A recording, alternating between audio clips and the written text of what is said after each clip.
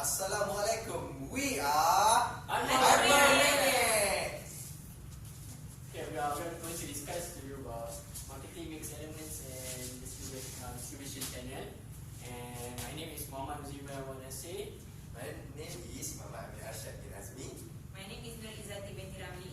My name is Muhammad Amiruddin bin Adnan. Okay, then sampai habis slide. Okay, we're going to discuss about the role of marketing mix element in distribution channel.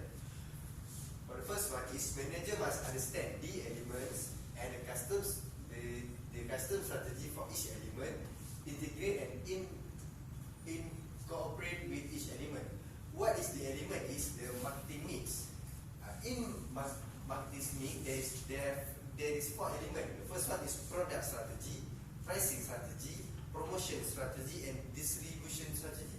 And we're going to discuss all of 4 strategies in this discussion. Okay, for the first one, new product planning and channel management. Strategy must be well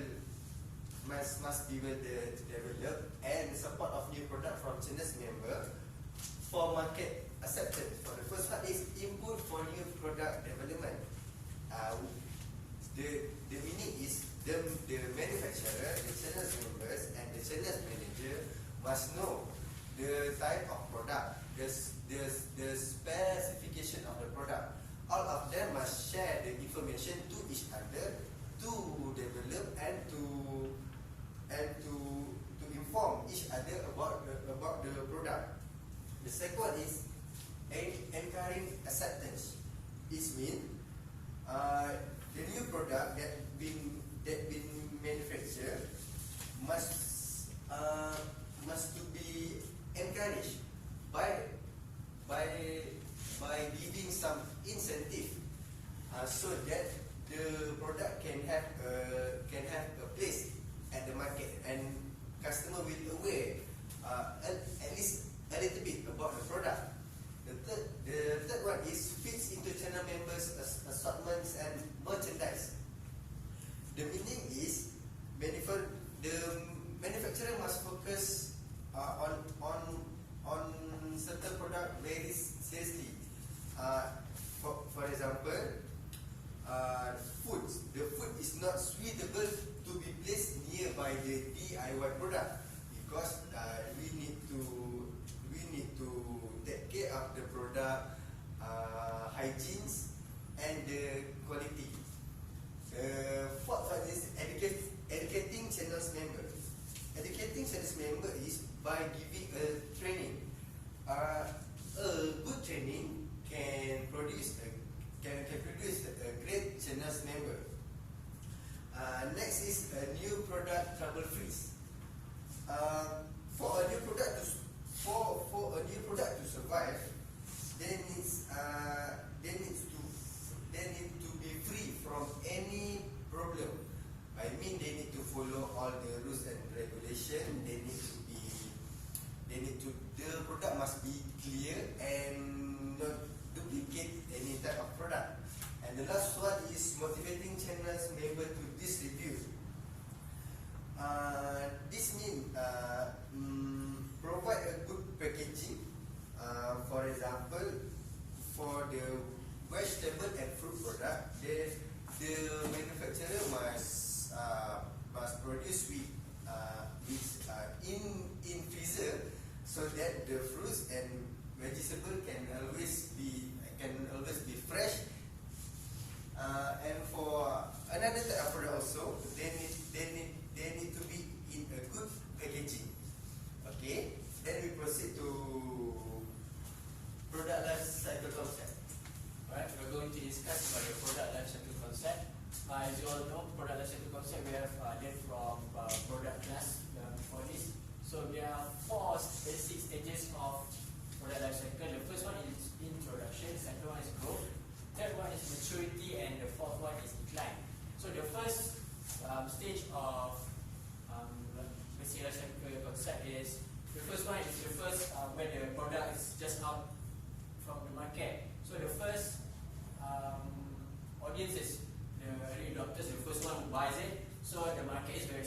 sale is very low because there's not much, there's no many people who buy it, and then the competition is very low because no one is aware of the product because it's very new, and then for the growth part is actually growing. So when it's growing, the market is quite big, it's growing, and the sale is increasing.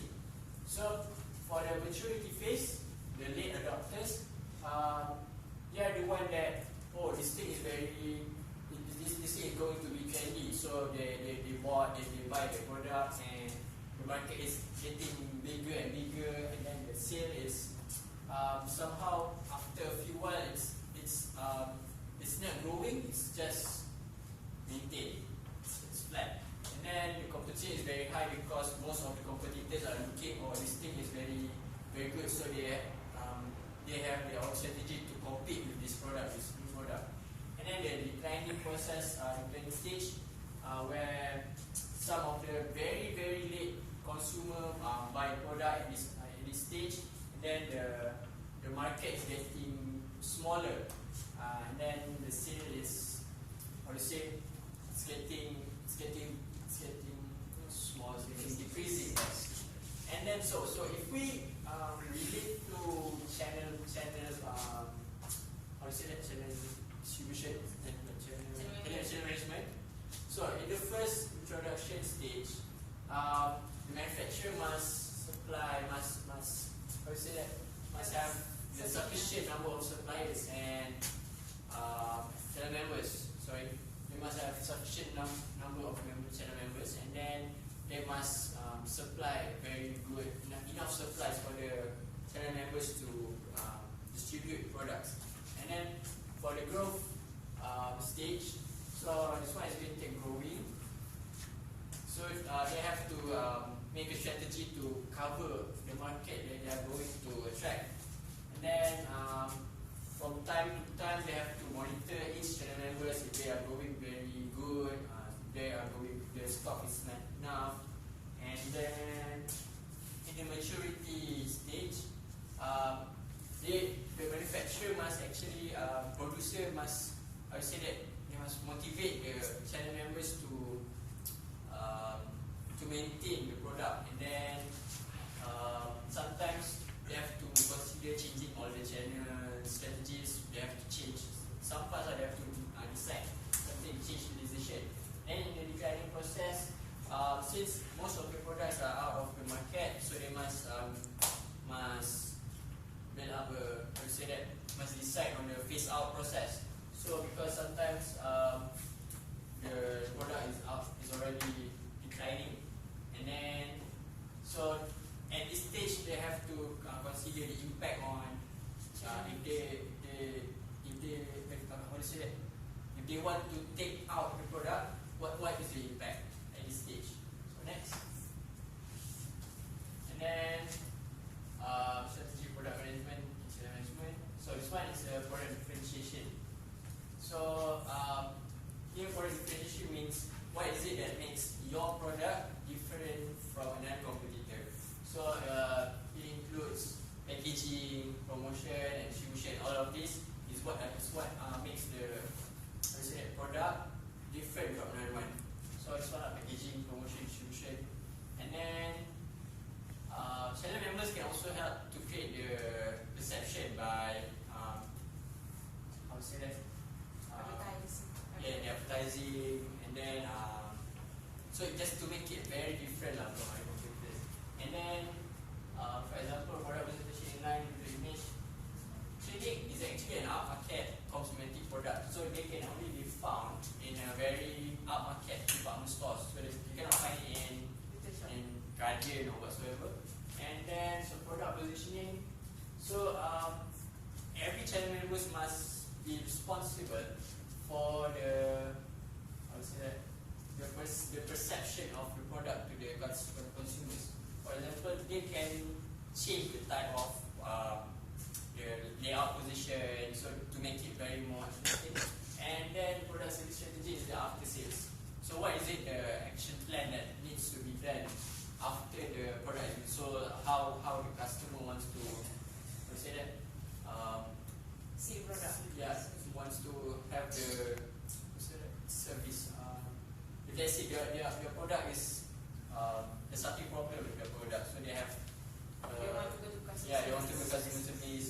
size for the production strategy. And then for channel members, they could give incentives to channel members to promote and to encourage more sales. Next, we are about to for the next slide. Okay, next is the pricing strategy and channel management. In pricing objectives, first we have a sale base that is set for specific product line or market. It is meaning, for example, in Puncak Alam area, this product and this product, Maggi has a more demand in Puncak Alam, maybe because students more prefer Maggi because of its cost. It's cheaper rather than buying cereal. So in the Puncak Alam area, they are more focused on the sale that is more profit, that is Maggi. Okay, that is the meaning. Profit base is the profit maximization of achievement, focus on grow margin or investment. The meaning is every channel member set their target and try to achieve it. Make sure the returns is more than their investment. For the competitor base, they follow industry or competitor practice. Means that if the competitor sell this product, maybe M5, so the others competitors and another channel member also sell it at M5. So to follow the flow. Okay, next.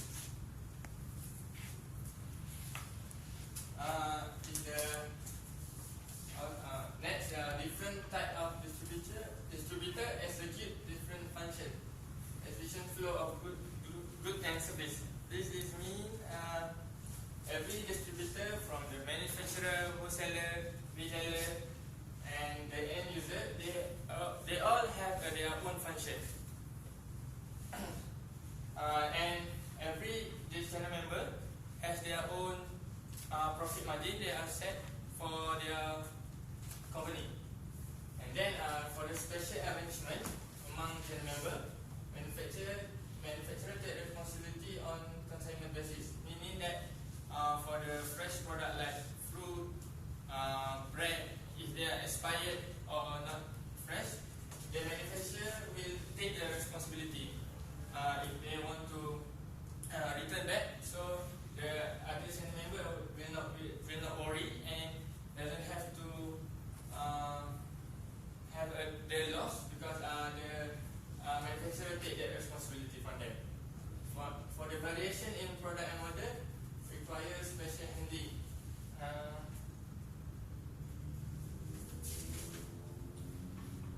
This means there are more many channel members. There are more costs to be handled.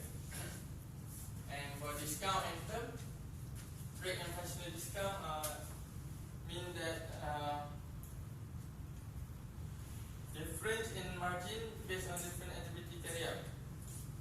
This means functional discount offer manufacturer to channel member that is perform function that is commonly performed by the manufacturer. For the quality discount, amount bought from specific value.